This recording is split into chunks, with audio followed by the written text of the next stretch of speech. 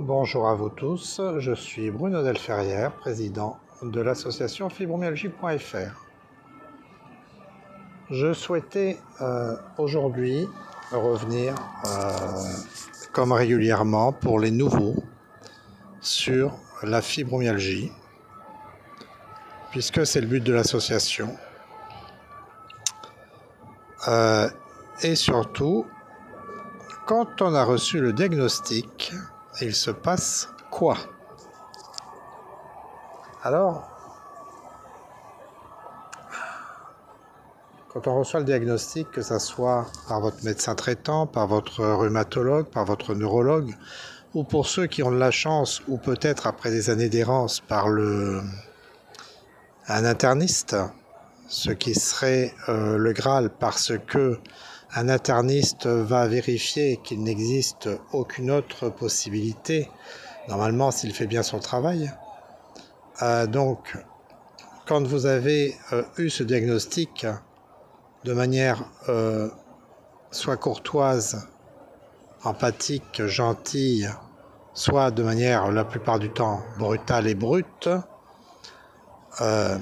et que vous vous retrouvez devant le fait accompli et après les premiers émois où vous êtes presque content et heureux d'avoir ce diagnostic parce qu'enfin vous vous dites j'ai une maladie, j'ai quelque chose, et puis quand vous fouillez très vite vous vous apercevez que au niveau français nous ne sommes toujours pas sur une maladie mais sur un syndrome.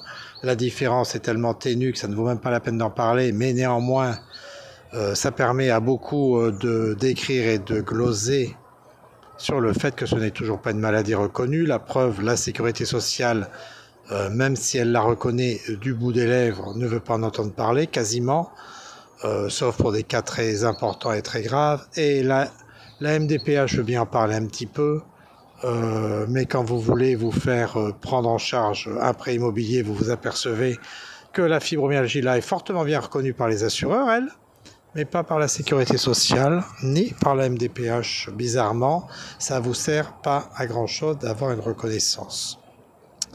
Enfin, on y reviendra, mais si, ça sert à certaines choses, mais en attendant, ça va être difficile. Alors, quand vous avez une fibromyalgie, la première chose à faire, c'est de ne rien lâcher. Absolument rien. Ça veut dire, en gros, et entre guillemets, parce que je fais très attention quand je dis ça, ça veut dire qu'après les premières heures où on s'affale sur un canapé et où on n'en bouge plus, et où on sort toutes les larmes de son corps, parce qu'en définitive, qu'est-ce que va être ma vie? Est-ce que je vais pouvoir continuer à élever mes enfants, travailler, m'occuper de mon époux, enfin des choses de la maison et des domestiques et autres, et puis avoir une vie, quoi, surtout quand ça vous arrive jeune? Qu'est-ce que je fais? Alors, si on vous a diagnostiqué une fibromyalgie dite primaire, ça veut dire que vous n'auriez que la fibromyalgie.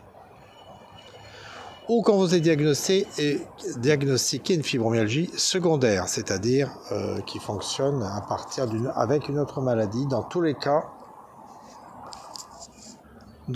cas, le plus important à comprendre, c'est qu'il faut bouger. Si vous ne bougez pas, vous pouvez vous dire que c'est mal parti. Il faut absolument bouger. Vous ne pouvez pas faire autrement, il n'y a pas le choix. Ça ne veut pas dire de faire le marathon de Paris, d'ailleurs je crois qu'il y en a un qui vient de se terminer ces jours-ci. Non, c'est pas ça.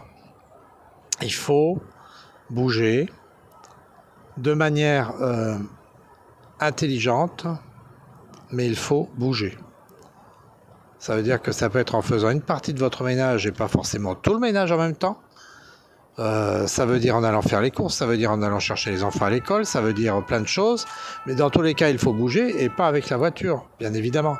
Alors, vous pouvez prendre la voiture quand c'est nécessaire, mais il faut absolument bouger, faire des exercices, faire de l'exercice, de l'activité physique adaptée à votre cas, à voir avec votre médecin, vos kinés, puisqu'il va falloir prendre en compte un kiné par exemple, et puis voir quel sport vous allez entreprendre.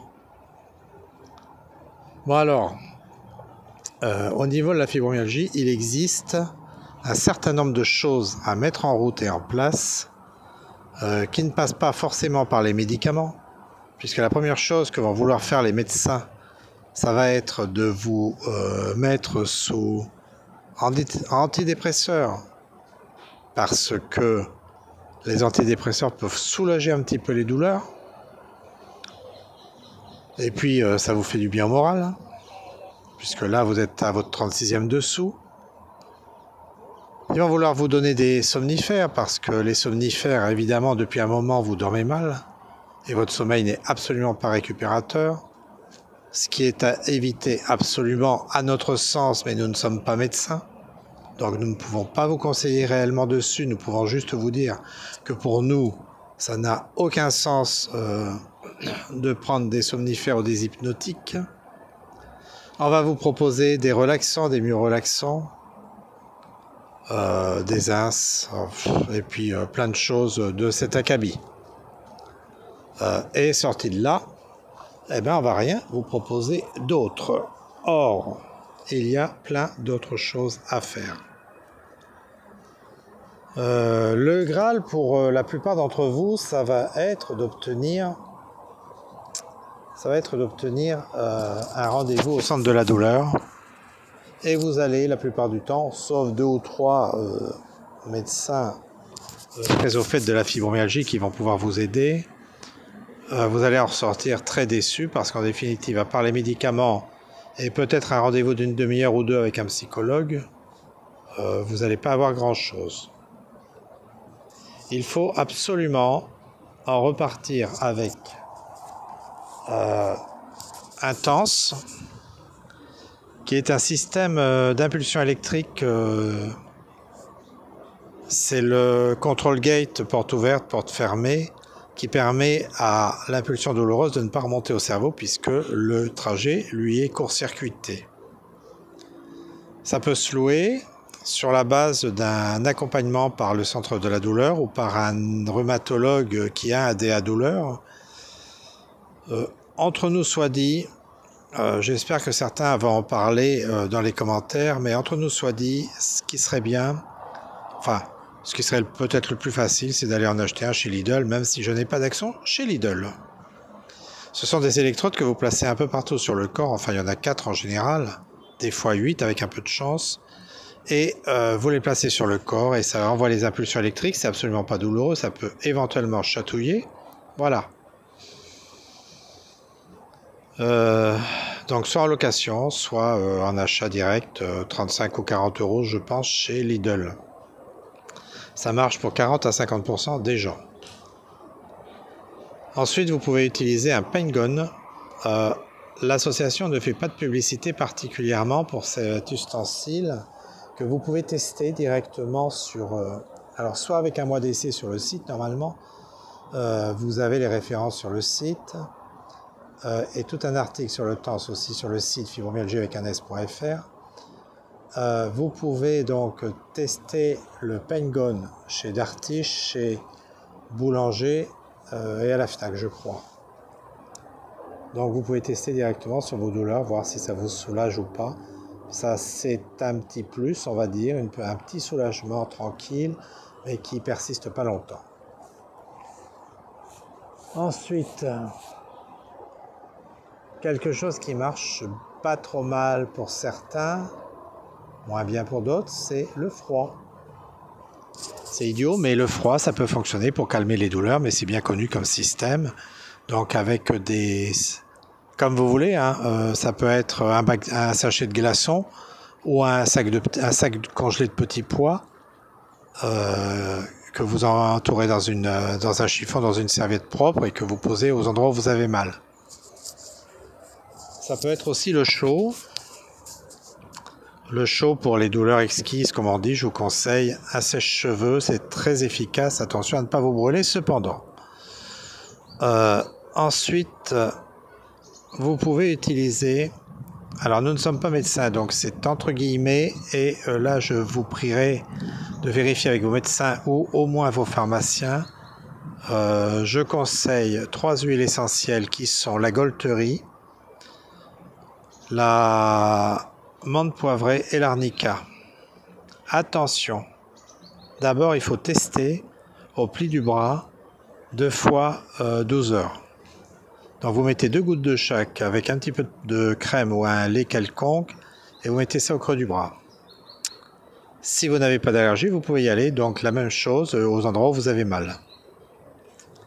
L'amande poivrée peut vous servir aussi pour les migraines. Pareil, dans un peu d'huile ou de lait ou de pommade sur les tempes. Attention aux yeux, ça brûle.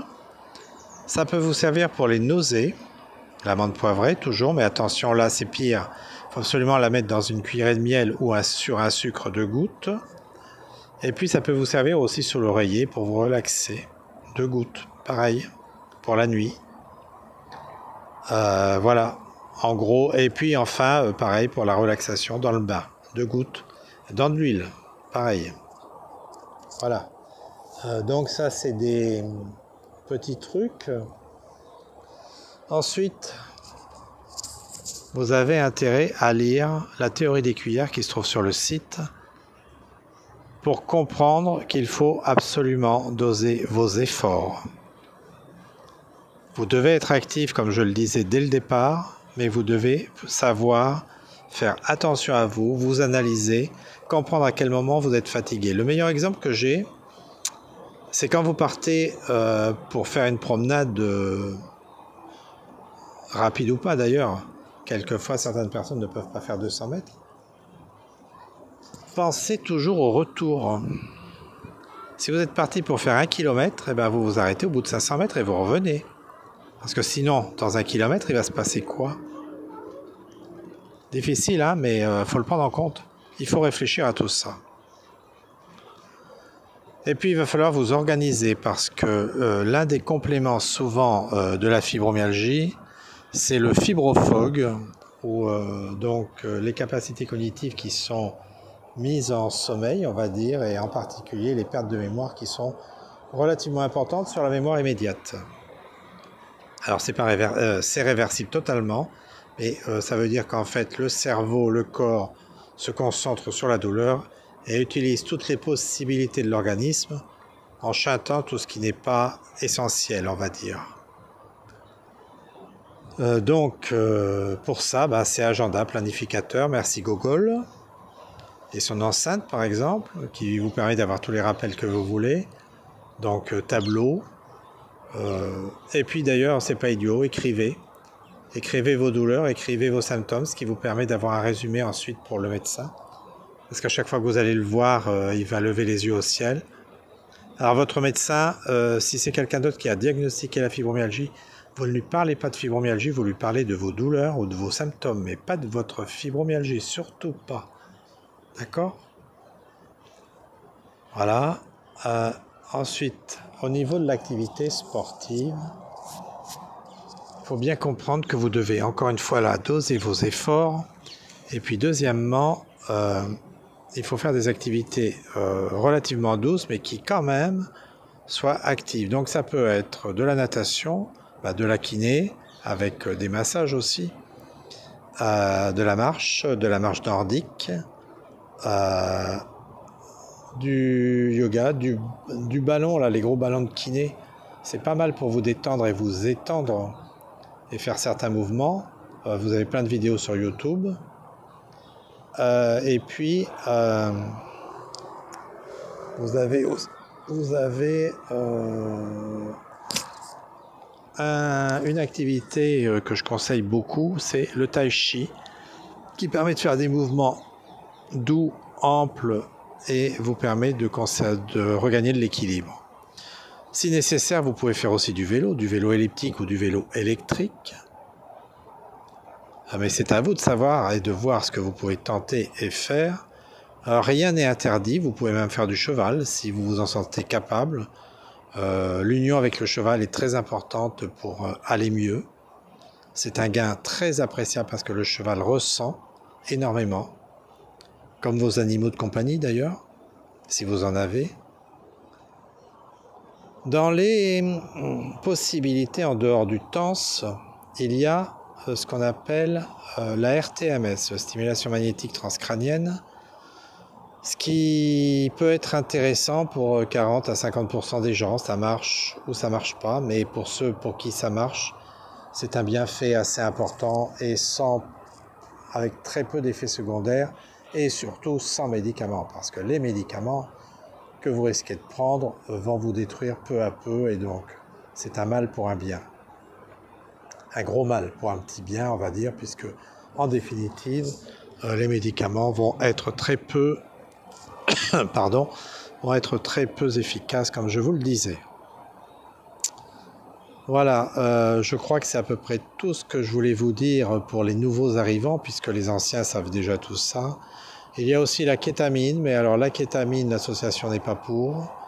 Je sais bien que beaucoup, enfin, un certain nombre l'utilisent et en redemandent. Mais là encore, les effets secondaires, c'est un produit chimique, donc les effets secondaires, ça marche pour 40 à 50% des gens. Les protocoles sont innombrables, les dangers sont quand même importants. Voilà, des centres de la douleur l'ont supprimé. C'est pas pour rien, à mon avis. Ça peut être intéressant en one shoot, la kétamine, pour redonner un gain d'énergie éventuellement. Donc en une seule fois, quoi. Si vous voulez, au lieu de passer 5 jours en perfusion, ça peut être intéressant dans ce cadre-là éventuellement. Sinon, il vous reste aussi maintenant à accepter, appréhender, comprendre la douleur. Vivre avec, en gros. Et ça, je peux vous dire que c'est tout à fait possible puisque nous avons plein de fibromyalgiques qui travaillent, qui vivent, qui élèvent leurs enfants, même des femmes seules, beaucoup de femmes seules qui élèvent leurs enfants et qui travaillent en même temps. Donc c'est possible, c'est pas facile, mais c'est possible. Et pour ça, il faut être bien, ou en tout cas le mieux possible. Et pour être bien et le mieux possible, il y a ce qu'on appelle les thérapies douces, dans lesquelles j'inclus en particulier l'hypnose et l'auto-hypnose. La cohérence cardiaque que vous pouvez commencer avec des tutos sur YouTube et l'application Respirelax qui est totalement gratuite. Un genre de métronome pour vous apprendre à mieux respirer tranquillement et pour faire le vide dans votre esprit.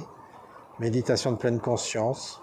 Et puis la projection mentale sur un écran blanc ou dans une bulle d'un endroit merveilleux qui vous appartient, dans lequel vous êtes bien, heureux ou heureuse, et qui vous appartient à vous tout seul, et dans lequel il ne peut rien vous arriver. Vous êtes soit seul, soit avec ceux que vous aimez, mais en tout cas, il ne peut rien vous arriver. Une île paradisiaque, par exemple, avec les rayons du soleil, le vent qui n'est pas trop violent, juste pour rafraîchir votre peau doucement, mais les rayons du soleil qui ne brûlent jamais, qui vous font juste du bien, qui vous réchauffent. Enfin, vous voyez le tableau, quoi, c'est le cas de le dire. Et puis sinon, le plus important, parce que là, vous venez d'assister, non pas en spectateur, mais en acteur, à la destruction totale de ce qui vous tenait, c'est-à-dire de votre vie. Il faut absolument que vous retrouviez l'envie de vivre, et pour l'envie de vivre, il vous faut une passion. Quoi que ce soit, mais une passion. Soit, alors, le tricot, je suis pas tellement pour, mais les centres anti de la douleur sont en train de le mettre en place. Le tricot permet de dériver la douleur. Et le but, il est là, c'est dériver la douleur. Alors moi, je suis pas passionné par le tricot, c'est pas ça qui pourrait m'enlever ma douleur si j'en avais une, parce que vous le savez, en tout cas, la plupart d'entre vous le savent.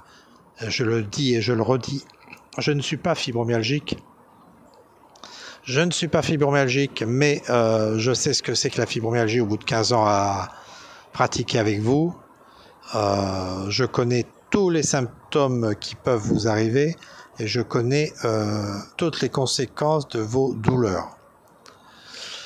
Donc, oui, j'en étais où la fibromyalgie, où il y a un bouleversement, et c'est pour ça qu'il vous faut une passion. Il faut que vous retrouviez une passion. Ça peut être tout et n'importe quoi.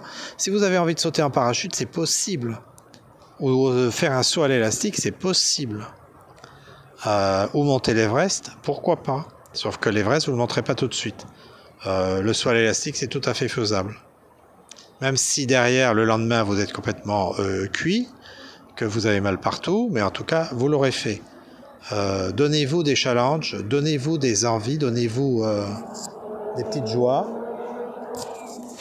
Oui, tiens, j'allais oublier, d'habitude je le mets dans l'autre sens. Il reste l'alimentation.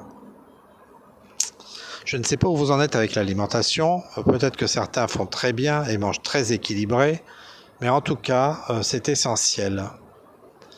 Nous sommes en train, au niveau de l'association, de voir ce que nous pouvons proposer au niveau alimentaire, parce que même si des associations ont mis en place quelques idées, pour l'instant, il n'y a pas grand-chose d'extraordinaire. Ce que nous savons, c'est qu'il manque un certain nombre, souvent, de vitamines, et que la plupart du temps, vous mangez très mal, pour des tas de raisons. Donc, pour simplifier, il faut que vous mangez 2 à 3 fois du poisson par semaine. C'est-à-dire particulièrement des sardines en boîte ou des harengs. Ça peut être du poisson frais aussi, bien sûr, mais surtout des sardines en boîte ou du hareng, parce que je ne sais plus pourquoi, mais bon, c'est pas obligatoire, mais c'est fortement conseillé. Ça vous fera du bien à la peau, aux cheveux, de toute façon aux ongles, etc. Et puis au cerveau. Mais pas que, hein. Il faut aussi que vous mangiez 1 ou 2 œufs par semaine. Il faut que vous mangiez, si vous ne les supportez plus parce que vous avez l'intestin irritable, 2 à 3 portions de légumes et de fruits par jour. Donc vous pouvez les cuire, il n'y a rien qui l'interdise. Il faut que vous mangez un petit peu de féculents, pommes de terre, riz, pâtes, graines de je sais pas quoi. Obligatoirement. De la viande, préférez le poulet au bœuf. Un petit peu, hein, pas trop, c'est pas nécessaire de vous surcharger non plus. Et puis, il faut que vous rajoutiez à cela 87 grammes par semaine de graines. Alors moi j'appelle ça des graines, mais c'est plutôt des noix, des amandes, des cacahuètes éventuellement. Enfin ça peut-être pas, mais plutôt des noisettes. Ça représente 3 poignées. Voilà. Et ça c'est important. Donc ça, ce genre de fruits à coque, vous les mettez dans un bol d'eau le soir dans votre frigo. Le matin, vous les lavez avant de les manger. C'est peut-être un tout petit peu moins bon, mais en tout cas, c'est essentiel.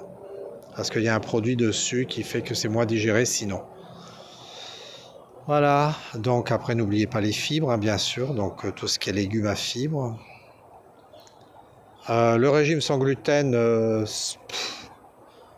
vous pouvez, si vraiment vous êtes irrité, vous pouvez essayer. Mais surtout 3 semaines, 1 mois, voir si ça fait un effet ou pas. En tout cas, vous pouvez enlever le sucre, ça c'est certain. En dehors des fruits et pas trop de fruits. Comme je vous disais, 2 à 3 portions. Hein. Pas trop non plus. Hein.